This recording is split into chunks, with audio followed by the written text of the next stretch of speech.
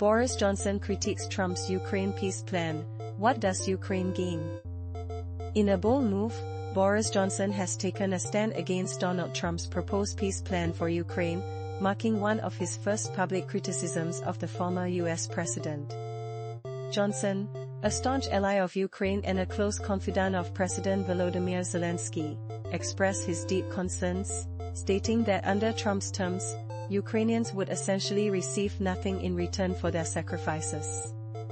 Previously, Johnson had hinted at a certain logic behind Trump's approach, believing that the U.S. president might actually pave the way for peace. However, his recent comments on social media platform X reveal a stark shift in his perspective. Just this past Wednesday, Trump accused Zelensky of jeopardizing what he claimed was a nearly finalized peace deal to end the ongoing war in Ukraine. In a surprising twist, he suggested that the U.S. might be open to formally recognizing Russia's annexation of Crimea as part of any agreement. This statement came just as Russia launched one of its most devastating air assaults on Kyiv in months, targeting not only the capital but also cities like Kharkiv, resulting in tragic civilian casualties. In his post, Johnson didn't hold back, stating, "Putin indiscriminately butchers more Ukrainian civilians, killing and injuring 100 in Kyiv, including children. And what is his reward under the latest peace proposals?" He went on to outline the shocking terms that Trump seems to be advocating. 1. The right for Putin to retain Ukrainian territory seized through violence and in violation of international law. 2. The power to dictate Ukraine's future by blocking its NATO membership. 3. The lifting of sanctions against Russia. 4. An economic partnership with the United States. 5. The opportunity for Russia to rebuild its military for future aggression.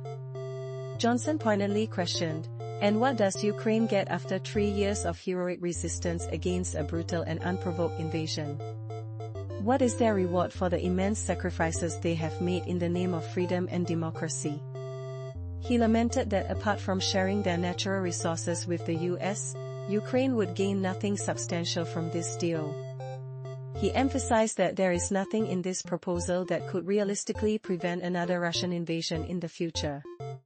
To truly safeguard Ukraine and prevent further atrocities by Putin, Johnson called for a long-term, credible, and well-funded security guarantee from the UK, the US, and all Western allies. Meanwhile, Keir Starmer condemned the recent Russian strikes on Kyiv, reminding everyone that Russia is the aggressor in this conflict. He stressed the importance of pushing for an unconditional ceasefire, highlighting the ongoing suffering of the Ukrainian people over the past 3 years. Even Trump, in a post on his Truth social network, expressed his discontent with the Russian attacks, urging Putin to stop the violence and get the peace deal done, while acknowledging the heavy toll on soldiers. Johnson has previously criticized Trump's rhetoric regarding Zelensky, calling it ghastly to hear some of the language coming from Washington. Yet, he has also defended Trump, suggesting that the fallout from their discussions was unintended and that the president might still have a viable plan for peace.